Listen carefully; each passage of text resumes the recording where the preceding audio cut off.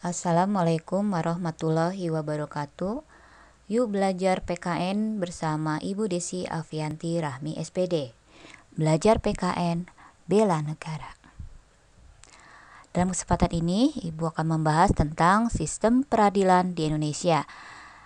Materi ini adalah materi kelas 11, bab 3, sub 2. Untuk lebih memahami materi ini, kita lihat peta konsep. Yang pertama yaitu yang dibahas makna lembaga peradilan. Yang kedua, dasar hukum lembaga peradilan. Yang ketiga, klasifikasi lembaga peradilan. Keempat, perangkat dan lembaga peradilan. Yang kelima, tingkatan lembaga peradilan. Materi yang pertama yaitu makna lembaga peradilan. Apakah kalian pernah mendengar tentang lembaga peradilan? Lantas, apa itu lembaga peradilan? Lembaga peradilan yaitu badan atau organisasi yang tugasnya menangani permasalahan atau pelanggaran yang tidak sesuai dengan undang-undang yang berlaku. Lalu, apa bedanya konsep peradilan dengan pengadilan ya? Dalam kehidupan sehari-hari, kita sering tertukar antara kedua konsep ini. Untuk itu, kita harus mengetahui perbedaan peradilan dengan pengadilan. Peradilan ini menyangkut proses mengadili perkara sesuai dengan kategori perkara yang diselesaikan. Contohnya, perkara kriminalitas diproses melalui peradilan umum. Sedangkan pengadilan adalah tempat untuk mengadili perkara atau tempat untuk melaksanakan proses peradilan. Contohnya yaitu peradilan umum di tingkat kabupaten atau kota namanya pengadilan negeri, dan di tingkat provinsi adalah pengadilan tinggi. Selanjutnya yaitu mengenai dasar hukum lembaga peradilan. Dasar hukum lembaga peradilan di Indonesia yakni Pancasila, terutama Pancasila sila kelima yang dijiwai oleh sila lainnya, yaitu sila pertama, kedua, ketiga, dan keempat. Yang kedua yaitu landasan konstitusional, itu Undang-Undang Dasar 1945, yaitu di dalam bab 9 pasal 24 ayat 2 dan 3. Bunyi ayat kedua yaitu kekuasaan kehakiman dilakukan oleh sebuah Mahkamah Agung dan badan peradilan yang berada di bawahnya dalam lingkungan peradilan umum, lingkungan peradilan agama, lingkungan peradilan militer, lingkungan peradilan tata usaha negara, dan oleh sebuah Mahkamah Konstitusi. Ayat yang ketiga yaitu badan-badan lain yang fungsinya berkaitan dengan kekuasaan kehakiman diatur dalam undang-undang. Tidak lupa dalam undang-undang selain yang disebutkan dalam Undang-Undang Dasar, ada juga yang diatur di dalam undang-undang. Di antaranya Undang-Undang Nomor 3 Tahun 1997 tentang Pengadilan Anak, Undang-Undang Nomor 31 Tahun 1997 tentang Peradilan Militer, Undang-Undang Nomor 6 Tahun 2000 tentang Pengadilan HAM, Undang-Undang Nomor 14 Tahun 2002 tentang Pengadilan Pajak, Undang-Undang Nomor 24 Tahun 2003 tentang MK, Undang-Undang Nomor 5 Tahun 2004 tentang perubahan atas Undang-Undang Nomor 14 tentang Mahkamah Agung. Kemudian Undang-Undang Republik Indonesia Nomor 8 Tahun 2004 tentang perubahan atas Undang-Undang Nomor 2 Tahun 1986 tentang Peradilan Umum. Undang-Undang Nomor 9 Tahun 2004 tentang perubahan atas Undang-Undang Nomor 7 Tahun 1986 tentang Peradilan Tata Usaha Negara. Undang-Undang Nomor 3 Tahun 2006 tentang perubahan atas Undang-Undang Nomor 5 Tahun 1989 tentang Peradilan Agama. Undang-Undang Nomor 3 Tahun 2009 tentang perubahan kedua atas Undang-Undang Nomor 14 Tahun 1985 tentang Mahkamah Agung. dan lain sebagainya. Kalian boleh mencari tambahan di sumber yang tepat. Materi berikutnya yaitu klasifikasi lembaga peradilan. Sebelum mempelajari lembaga peradilan lebih lanjut, kita harus tahu apa itu kekuasaan kehakiman. Kekuasaan kehakiman. Kita akan mengenal konsep hakim. Hakim adalah orang yang berwenang untuk mengadili secara independen atau netral. Hakim agung adalah hakim yang berada dalam lingkup Mahkamah Agung. Sedangkan hakim konstitusi adalah hakim yang berada dalam lingkup Mahkamah Konstitusi.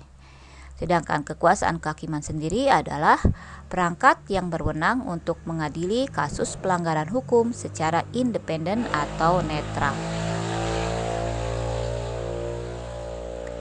Apa saja lembaga peradilan sekaligus pelaksana kekuasaan kehakiman di Indonesia?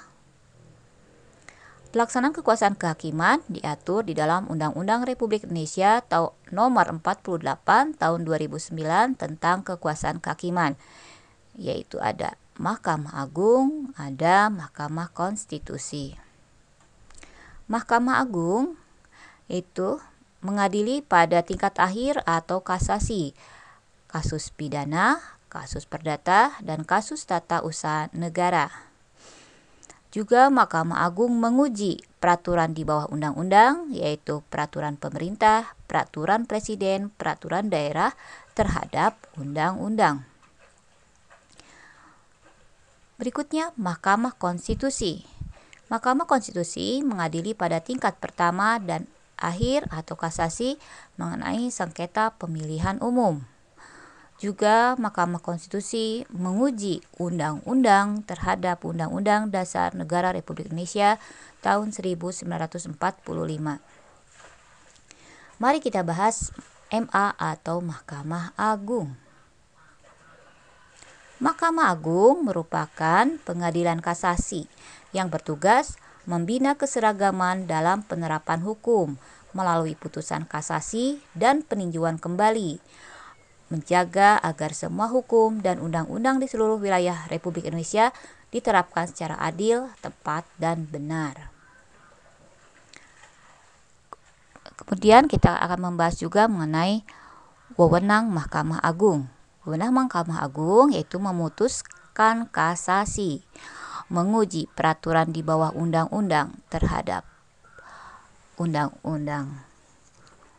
Kemudian melakukan pengawasan peradilan. Adapun lembaga peradilan di bawah Mahkamah Agung yaitu peradilan umum, peradilan agama, peradilan tata usaha negara, peradilan militer. Kita lanjutkan ke MK atau Mahkamah Konstitusi. Mahkamah Konstitusi merupakan salah satu lembaga negara yang melakukan kekuasaan kehakiman yang merdeka untuk menyelenggarakan pengadilan guna menegakkan hukum dan keadilan. Kita harus mengetahui bagaimana konsep awal terbentuknya Mahkamah Konstitusi di dunia. Kita bisa lihat salah satu tokohnya adalah Hans Kelsen, ahli hukum asal Austria, tahun 1919. Konsep awal terbentuknya Mahkamah Konstitusi di dunia yaitu pelaksana konstitusional tentang legislasi dapat secara efektif dijamin hanya jika suatu organ selain badan legislatif diberikan tugas untuk menguji apakah suatu produk hukum konstitusional atau tidak, dan tidak memberlakukannya jika menurut organ ini tidak konstitusional. Sejarah berdirinya Mahkamah Konstitusi. Mahkamah Konstitusi berdiri pada tanggal 13 Agustus 2003 sesuai dengan tanggal lahirnya Undang-Undang Nomor 24 Tahun 2003 tentang MK yang berperan untuk menegakkan prinsip konstitusionalitas hukum atau constitutionality of law. Kalian bisa melihat ini adalah daftar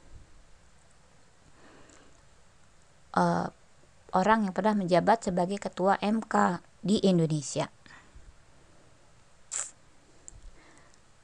Bagaimana Sudah menambah wawasan kalian tentang kekuasaan kehakiman? Sekarang kalian sudah tahu apa itu lembaga peradilan sebagai pelaksana kekuasaan kehakiman Indonesia. Kalau sudah, kita lanjutkan. Materi berikutnya yaitu perangkat dan peran lembaga peradilan. Peradilan umum itu membahas tentang masalah pidana dan perdata. Tingkatannya, tingkatan pertama yaitu kabupaten atau kota disebut pengadilan negeri. Tingkatan kedua yaitu tingkatan banding berada di provinsi, nama pengadilannya adalah pengadilan tinggi. Di dalam peradilan umum juga nih terdapat pengadilan khusus yaitu pengadilan anak, pengadilan niaga, pengadilan HAM, pengadilan tipikor, pengadilan hubungan industrial, pengadilan perikanan. Peradilan agama. Peradilan agama ini membahas masalah sengketa yang terkait dengan perkawinan, waris, wasiat, hibah, wakaf, zakat, infak, sodaqoh, dan ekonomi syariah. Tingkatannya, yang pertama berada di kabupaten atau kota, namanya pengadilan agama. Tingkatan kedua yang berada di provinsi, yaitu tingkat banding, disebut dengan pengadilan tinggi agama. Juga ada pengadilan khusus, yaitu pengadilan syariah. Berikutnya, peradilan militer. Peradilan militer itu membahas tentang masalah pidana, pelanggaran, masalah administrasi dan sebagainya. Dalam hal ini dalam lingkup militer. Tingkatannya yang pertama pengadilan militer,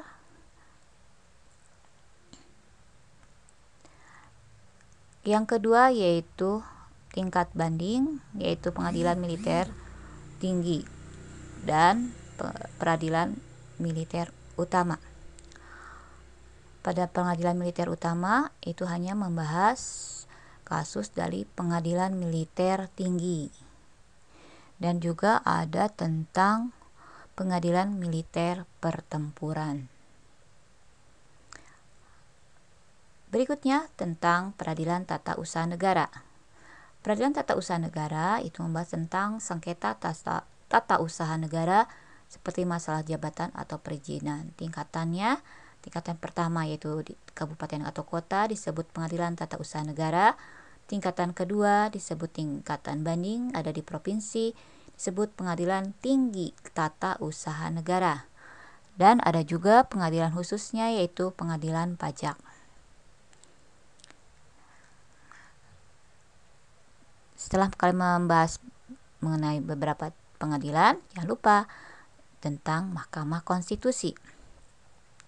Berdasarkan pasal 24C ayat 1 Undang-Undang Dasar 1945 yang ditegaskan kembali dalam pasal 10 ayat 1 huruf A sampai dengan D Undang-Undang Nomor 24 Tahun 2003, kewenangan Mahkamah Konstitusi adalah menguji undang-undang terhadap Undang-Undang Dasar 1945. Juga membahas sengketa kewenangan lembaga negara yang kewenangannya diberikan oleh Undang-Undang Dasar 1945. Juga memutus pembubaran partai politik dan memutus perselisihan tentang hasil pemilu. Selain itu, berdasarkan pasal 7 ayat 1 sampai dengan 5 dan pasal 24C ayat 2 Undang-Undang Dasar 1945 yang ditegaskan dalam pasal 10 ayat 2 Undang-Undang Nomor 24 Tahun 2003, kewajiban Mahkamah Konstitusi adalah memberikan keputusan atas pendapat DPR bahwa presiden dan atau wakil presiden telah melakukan pelanggaran hukum atau perbuatan tercela atau tidak memenuhi syarat sebagai presiden dan atau wakil presiden sebagai dimaksud dalam Undang-Undang Dasar 1945. Mengenai hakim konstitusi atau MK, yaitu 3 orang dipilih oleh Presiden, 3 orang dipilih oleh DPR, 3 orang oleh Mahkamah Agung, sehingga berjumlah 9 orang. Masa jabatannya 5 tahun dan dapat dipilih kembali untuk 1 kali masa jabatan.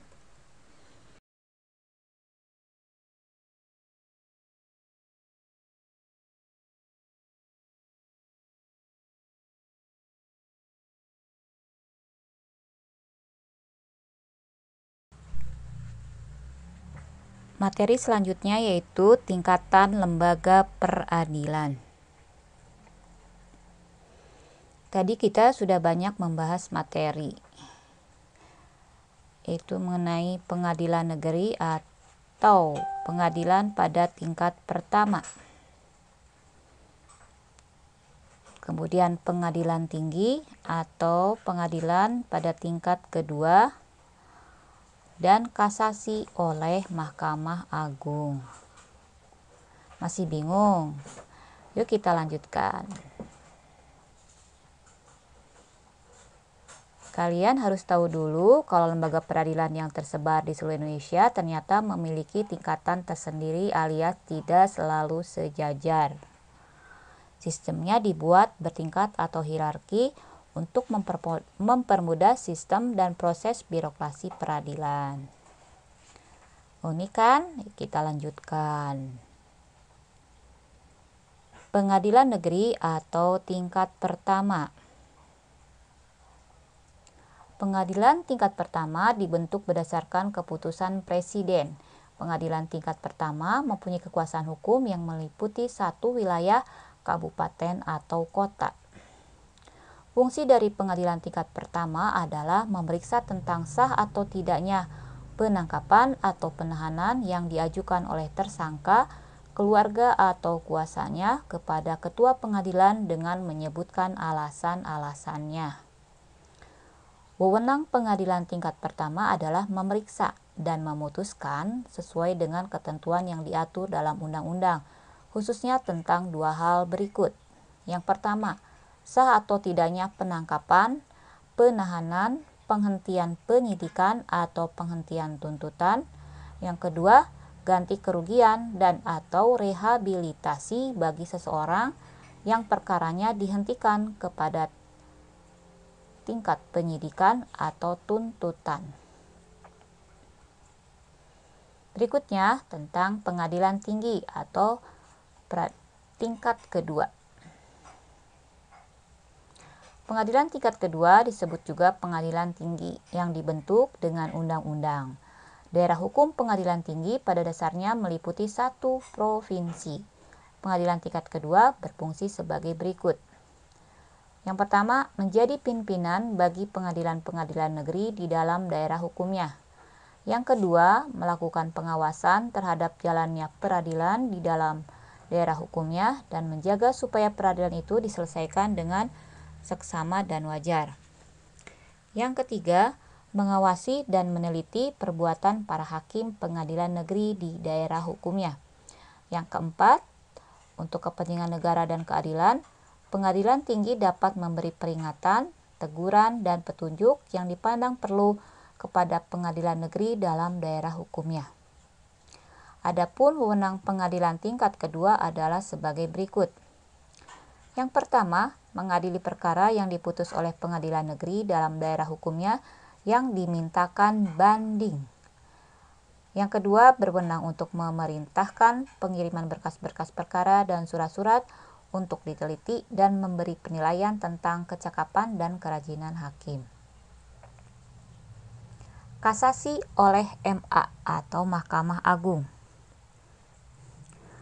Mahkamah Agung berkedudukan sebagai puncak semua peradilan dan sebagai pengadilan tertinggi untuk semua lingkungan peradilan dan memberi pimpinan kepada pengadilan-pengadilan yang bersangkutan.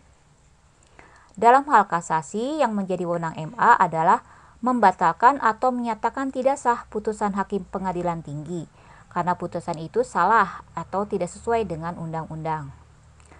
Hal tersebut dapat terjadi karena alasan berikut. Yang pertama, lalai memenuhi syarat-syarat yang diwajibkan oleh perundang-undangan yang mengancam kelalaian itu dengan batalnya perbuatan yang bersangkutan. Yang kedua, melampaui batas wewenang. Yang ketiga, salah menerapkan atau karena melanggar ketentuan hukum yang berlaku.